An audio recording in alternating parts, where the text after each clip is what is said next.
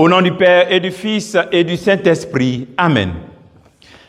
Viens, Esprit Saint, remplis les cœurs de tes fidèles et fais-les brûler du feu de ton amour. Ô Seigneur, envoie ton esprit et tout sera créé et tu renouvelleras la face de la terre.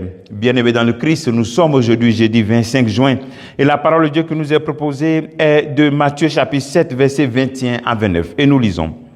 En ce temps-là, Jésus disait à ses disciples, « Ce n'est pas en me disant « Seigneur, Seigneur » qu'on entrera dans le royaume des cieux, mais c'est en faisant la volonté de mon Père qui est aux cieux.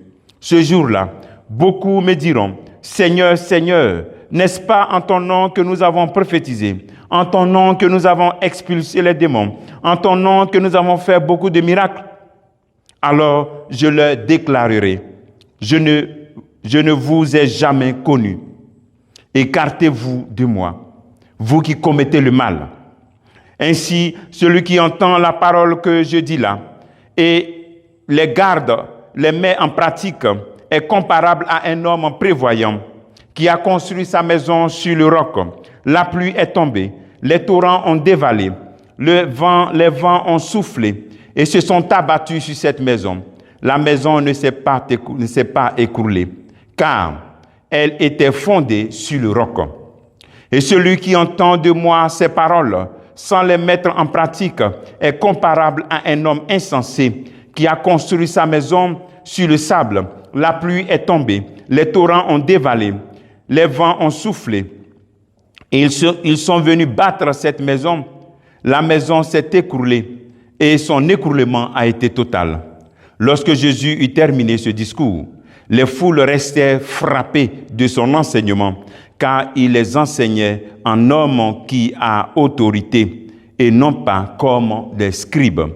Acclamons la parole de Dieu, louange à toi, Seigneur Jésus. Une parole forte que le Seigneur nous dit, et c'est vraiment fort lorsque les gens m'ont dit, Seigneur, Seigneur, en ton nom on a fait ceci, et puis il va dire, je ne vous ai jamais connu. Il ne va même pas dire que je vous ai connu un peu, mais je ne vous ai jamais connu. Le Seigneur nous invite à faire attention. Il n'est pas suffisant de parler de lui, de chanter pour lui. Il n'est pas suffisant de faire des choses extraordinaires, des miracles, des prophéties, des paroles de connaissance. Ce n'est pas suffisant pour bâtir la fondation, pour bâtir une maison solide. Les disciples du Christ, les chrétiens sont appelés à bâtir des fondations solides avec la nouvelle loi de la parole de Dieu, qui résiste à toutes sortes de tempêtes. La parole de Dieu, il est possible de vivre cette parole totalement, en plénitude. On peut parler de Dieu sans faire sa volonté. Oui, on peut parler de Dieu sans faire sa volonté. Tu deviens un fonctionnaire de Dieu, mais au fond, tu n'es pas disciple du Christ. Tu travailles pour Dieu, mais tu ne laisses pas Dieu travailler en toi. Voilà. Et puis, nous posons cette question. Aujourd'hui, quand les évangélisations, il y a les veillées, qu'est-ce qui nous attire? Où on part? Là où il y a beaucoup de miracles, là où il y a beaucoup de prophéties, là où il y a beaucoup de paroles de connaissance. Oui, c'est bon. Ce sont des dons, ce sont des charismes. Mais le Seigneur nous dit aussi que ça là, ce n'est pas suffisant. Quelqu'un peut faire ça et puis ne pas gagner le royaume des cieux. Quelqu'un peut faire ça et être loin de lui. Et aujourd'hui, beaucoup aussi utilisent le nom de Jésus-Christ. On instrumentalise le nom de Jésus-Christ. Ce peuple m'honore du bout des lèvres, mais son cœur est loin de moi. Il n'y a pas d'intimité avec le Seigneur. Il n'y a pas de détermination à vouloir faire la volonté de Dieu. On utilise Dieu. Et réellement, Dieu est fidèle. Quand il te fait un don, il te donne ces dons de guérison. Ça reste, il te donne cela. Mais tu peux aussi l'utiliser pour toi, sans le laisser continuer à travailler en toi. C'est cela le défi. Et quand on vit ainsi, nous vivons dans une illusion. Tu es un fonctionnaire de Dieu, mais tu n'es pas un disciple du Christ. Tu es un travailleur, tu travailles pour Dieu, mais tu ne laisses pas Dieu travailler en toi. C'est une illusion. C'est pour cela que le Seigneur va dire à la fin cette parole forte. Je ne vous ai jamais connu. Jamais, mais c'est fort. Je prie le Seigneur qu'il ne dise pas cela sur ta vie, sur notre vie. Qu'il ne dise pas à la fin qu'il ne nous a jamais connus.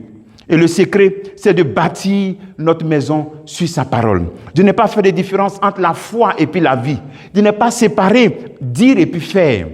Dire et faire vont ensemble. La foi s'exprime dans la vie de tous les jours. Dans ton lieu de travail, on doit voir ta foi. Dans le pain catholique que tu portes, on doit savoir que voilà, c'est une chrétienne, c'est une disciple du Christ, c'est un disciple du Christ. Ainsi, ta maison est solide, ta vie est solide. Lorsque la tempête de l'épreuve arrive, lorsque la tempête de la persécution arrive, tu restes inébranlable. Pourquoi? parce que tu as bâti ta maison sur la rigueur de la cohérence entre dire et faire, la cohérence entre foi et vie.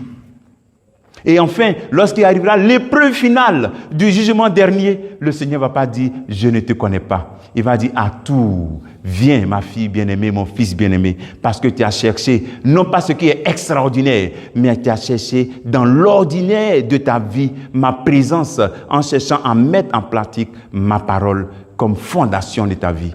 Viens. Et donc c'est cela, il va t'accueillir. Je prie le Seigneur qu'on ne dise pas sur ta vie « je ne vous ai jamais connu ». Ça fait mal. Alors, le travail que tu peux faire en ce jour, c'est de poser cette question. Qu'est-ce qui t'attire vraiment à l'église? Ce sont les miracles? Ou bien c'est la parole de Dieu? Qu'est-ce qui t'attire? Est-ce que tu veux bâtir la maison de ta vie sur la parole de Dieu? Que Dieu te bénisse. Au nom du Père et du Fils et du Saint-Esprit. Amen.